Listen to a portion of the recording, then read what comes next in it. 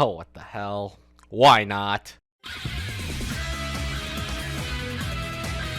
Yu-Gi-Oh! The Dark Side of Dimensions is the epilogue of the original manga series, taking place 6 months after the end of the series, and serves to wrap up any remaining loose ends to the manga. Specifically, the rivalry between Yugi and Kaiba. It was written, designed, and produced by Kazuki Takahashi, making this not only the first and only Yu-Gi-Oh! Movie to have his direct involvement, but also the first Yu-Gi-Oh! Project he directly worked on in over a decade. Because it was written by Takahashi, the movie exclusively follows the manga continuity, meaning it just so happens to work as a neat little epilogue to my own video about the manga. I am of two minds when it comes to the Dark Side of Dimensions. I really want to say it's a fantastic epilogue and conclusion to the series that addresses themes of moving on in life and how we can't just stay in the past forever really well. But to say that would be to ignore its major flaws. Flaws that would ruin any other movie, but also happen to be some of the best moments in not just the movie, but also in the entire franchise. You can see how I'm very conflicted with how I want to talk about this movie. But I'll do my best, and I'll tell you what I really think of this film. Some people regret over not being able to say goodbye to the people they love before it's too late. Seto Kaiba is a man who would rather die than comprehend concepts such as grief, and so has begun searching for a way to revive the pharaoh for one last rematch. Meanwhile, Yugi, Jonochi, and the rest of their friends are near the end of their time at high school and have already started making plans for what they want to do in the future once they've graduated. But a new student by the name of Aigami possesses a connection to both Yugi and the pharaoh's homeland of Egypt that may lead them all back to the stage of battle. First of all, this movie is all Seto Kaiba. The man takes center stage and is basically the protagonist of the whole movie, and I love it. Kaiba is a joy to watch, and him having his own film is absolutely deserving for one of the best rivals in shonen history. That doesn't mean that Yugi isn't prominent in the film. He's just as important in this movie as he was in the manga, but if you've read the manga, then you know his character arc is basically done. He's already said his goodbye to the pharaoh and now has dreams of creating his own game. But as great as seeing Yugi's development is, seeing Kaiba obsess over his now dead rival is wonderfully entertaining. You remember how I talked about how unimaginably extra Kaiba is? Well, this film takes it up past 11. He's now created full-on portable virtual reality that directly taps into the user's brain. Kaiba sees the idea of a stairway to heaven and laughs. Who would want to climb up all those stairs? Instead, he builds an elevator to space with his own space station that's shaped like his company's logo. All of this, by the way, is done so that he can revive the pharaoh and face him off in one last rematch and beat him. You see, Kaiba wasn't there at the end of the manga to witness Yugi's duel against the pharaoh. He wasn't there to see Yugi outplay the man who he considered the only worthy opponent in his life. And that is where his obsession to bring him back comes from. It's no longer about hatred, but regret. Ironically, for a man who is all about moving forward, advancing the human soul beyond its moral capabilities, Kaiba is a man stuck in the past.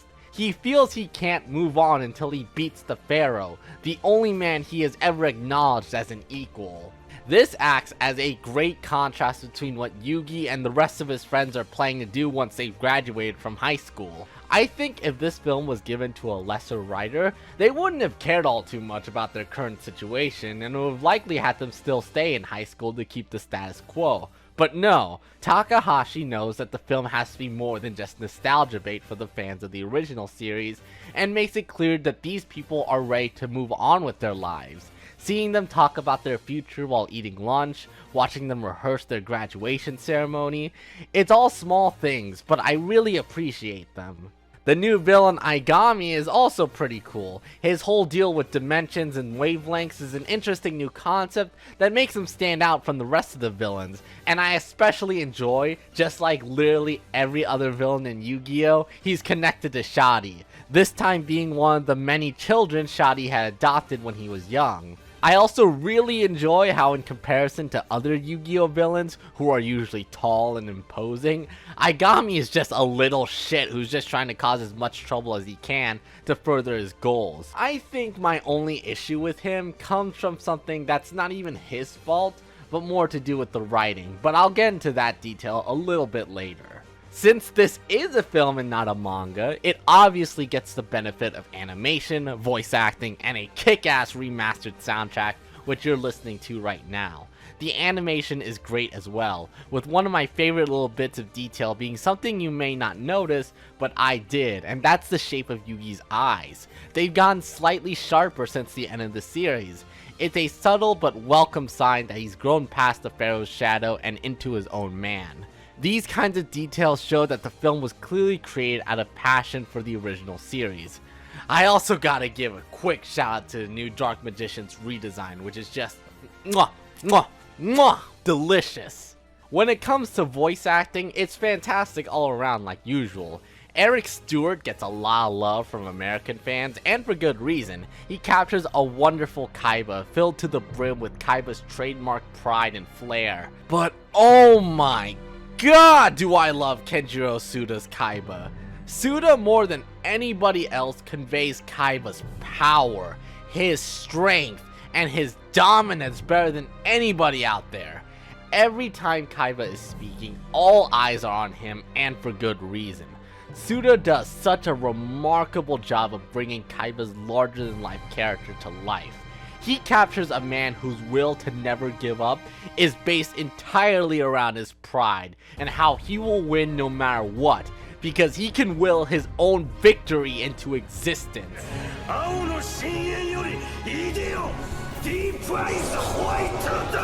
Alright, so from this point on, I'm gonna go in deep into spoilers regarding the film's plot. Overall, if you want my non-spoiler thoughts about the Dark Side of Dimensions, then I think it's a good film that serves as a fine way to wrap up the series. If you read the manga and haven't seen it yet, then I recommend checking it out for a good time seeing these characters in motion with the biggest budget you can imagine. However, my biggest issue is that instead of a good film, it could have easily been a great film if it weren't for a few major flaws that I just can't ignore. So, remember when I said I was of two minds when it comes to the Dark Side of Dimensions?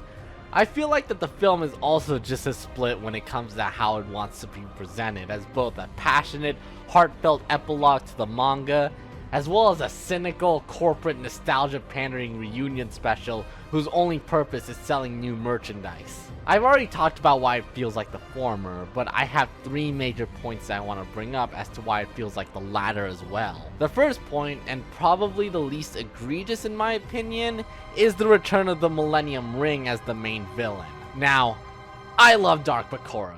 He's one of my favorite villains in not just in Yu-Gi-Oh, but in anime.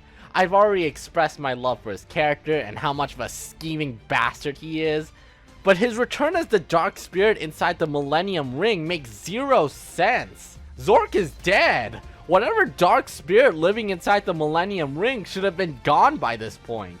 The movie even makes it a point in showing how ever since Atem left the mortal realm, the Millennium items are nothing more than ancient Egyptian antiques.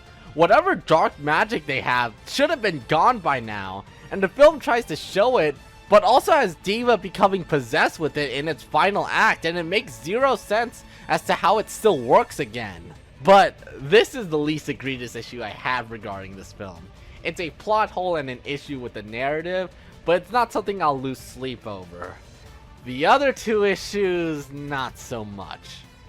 So after an entire film about the importance of moving on and how we can't just live in the past forever, a film that even includes a scene that shows Kaiba and the audience once and for all that Atem is gone for good and will never come back, how does the Dark Side of Dimensions end? With Atem coming back and saving the day. Okay, so I am very, very conflicted with this scene. On one hand, this completely fucks up the entire ending of the manga and the message of this film.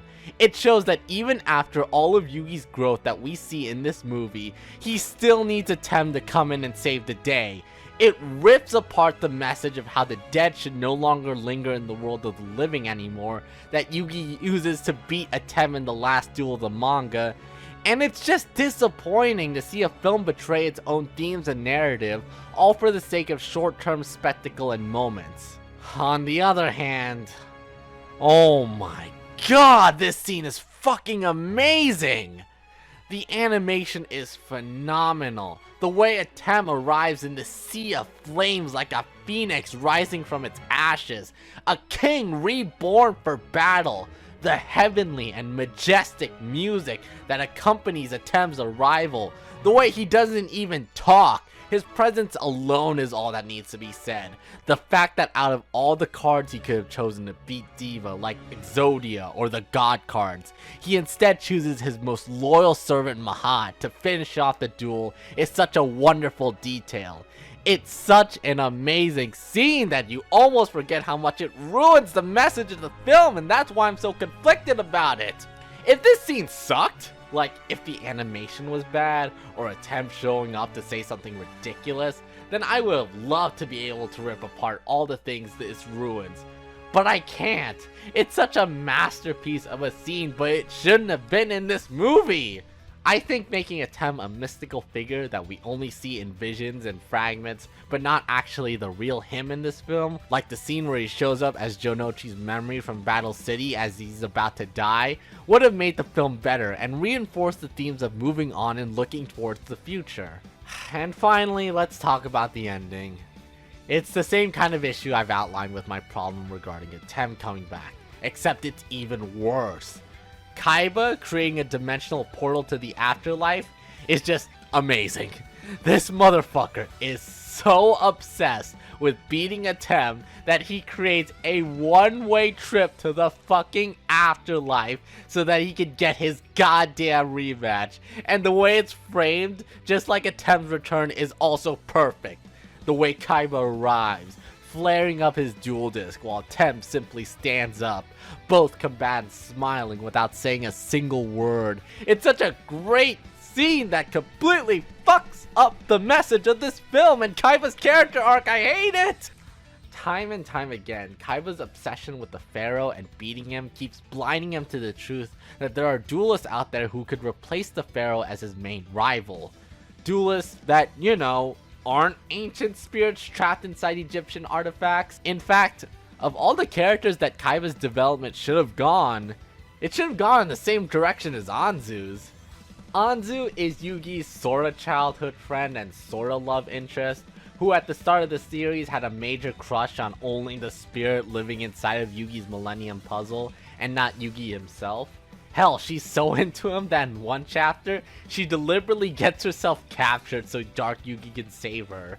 Her crush on Dark Yugi comes from the fact that Dark Yugi is brave, confident, but also cares a lot about his friends. But later on, she starts realizing that those qualities are also shared by Yugi as well, and that causes her feelings to get confused, unsure of who to go after. But by the time of the Dark Side of Dimensions, it seems she's chosen Yugi over Atem.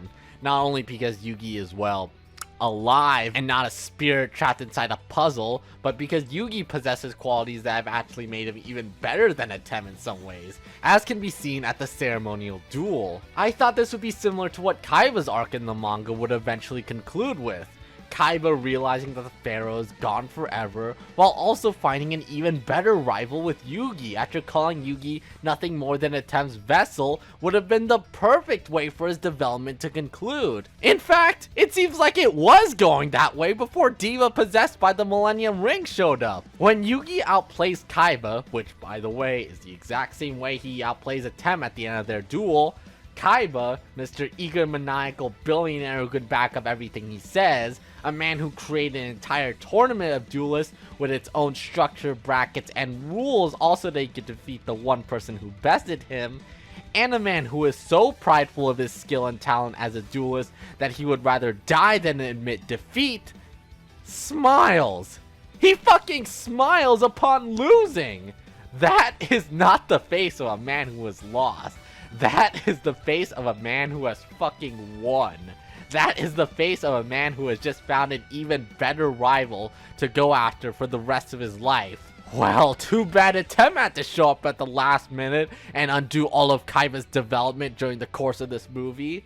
You know, a part of me has to wonder about Takahashi's involvement with this film and how much creative control he really had. In an interview with Takahashi promoting the movie, he explained that The Dark Side of Dimensions was going to be made without his involvement at all, and it was only thanks to the producer wanting him to work on the film that he decided to get involved. This is the part where I go into full theory crafting mode, but I think that while Takahashi did have full creative involvement with this film, there must have been a few mandates by either Toei or Konami that the film had to oblige by. How do I back this up? Well, take a look at this piece of art Takahashi made a few months after the film was released on his personal Instagram. It depicts Yugi and a still alive Kaiba playing Spherium, a game Takahashi explicitly states that Yugi created. Not only is this a great piece of art by Takahashi, it's also a great little fuck you to the Dark Side of Dimensions ending by depicting Kaiba no longer caring about Atem and focusing on Yugi as his main rival, as he should have.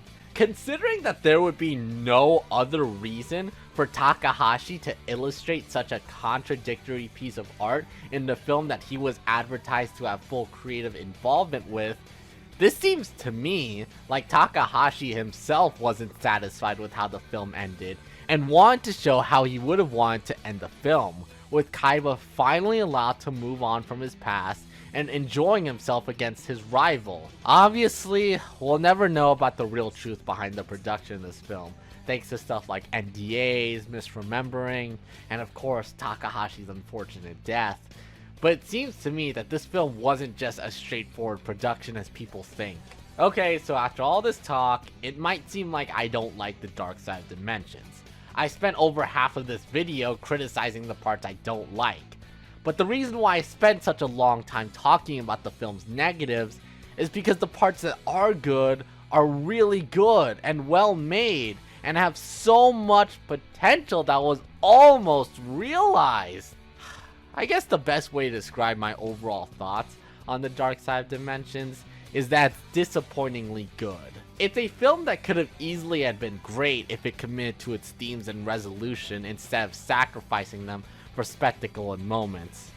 But hey, if it comes with some of the most beautiful scenes in the entire franchise, I guess I can't argue too much.